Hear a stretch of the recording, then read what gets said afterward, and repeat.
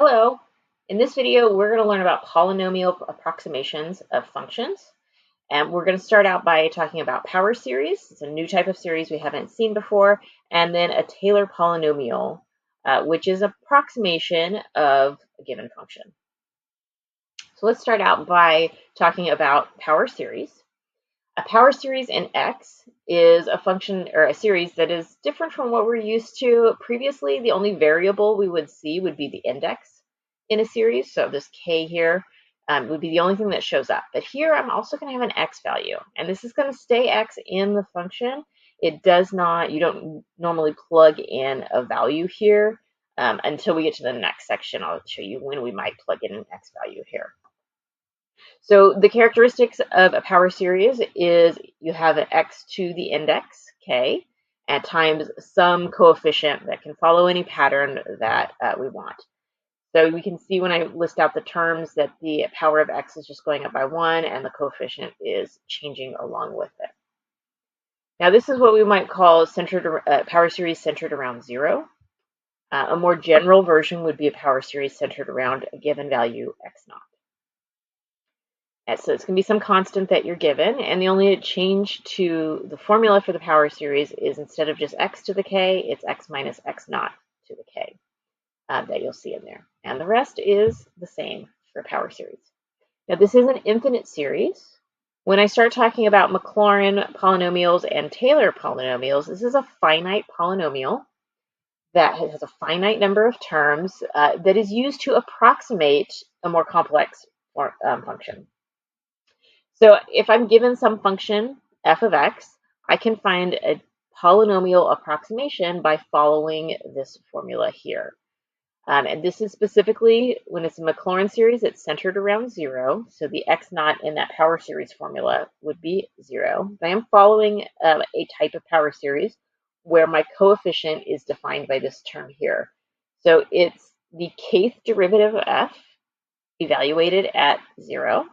Divided by k factorial. Those are my constants for this particular type of power series. And this one's going to some value n, so that's where it's indicating it's finite. There's no infinity there. And I can see from the terms here, so when k equals 0, it's just the original function f of x with 0 plugged in.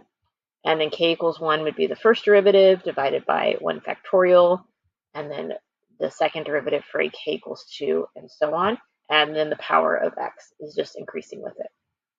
So that's Maclaurin polynomial.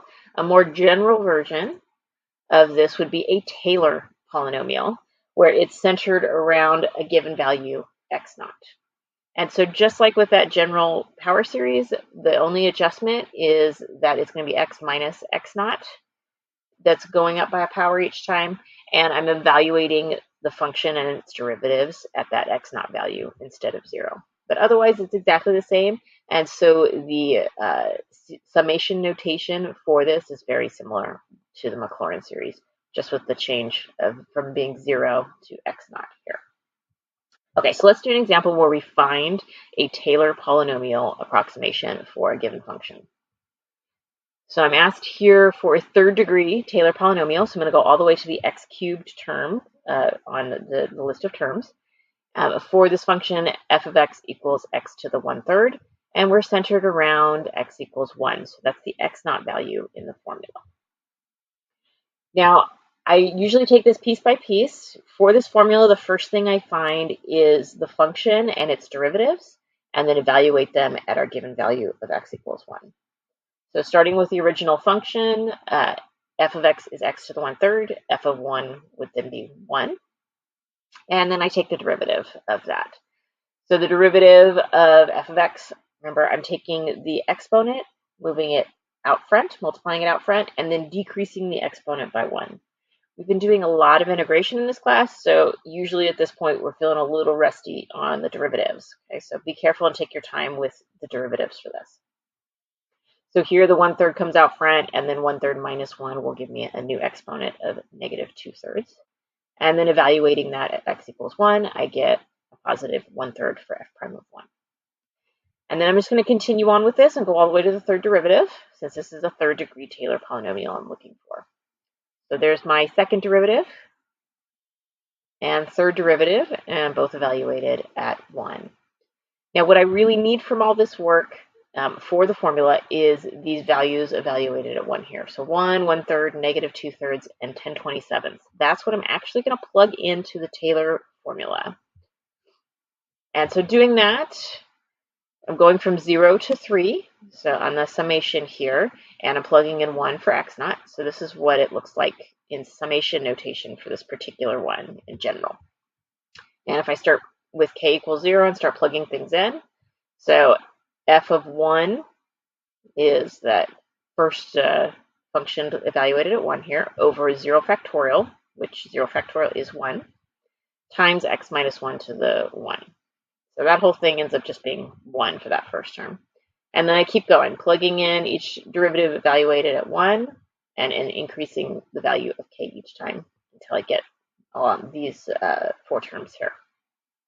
And the only thing I'll do to finish this off is just clean up those coefficients out front. I'm not going to distribute the exponents on those x minus 1 terms. Leave them as is. So I get a final answer that looks something like this. Now, if I were to graph my original function, x to the 1/3, and this P3, this polynomial approximation, if I looked right around x equals 1, these two functions would behave very similar to each other. They're going to deviate as we get farther away from x equals 1, but around that point, they're acting very similar to each other, which is how this becomes an approximation.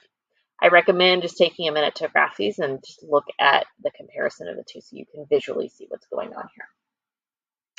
And that's it. That's all it takes to come up with a Taylor polynomial.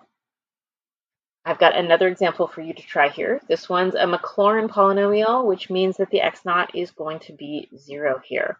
So start out by finding the derivatives of f and then plugging in 0 to it before going to the Taylor formula.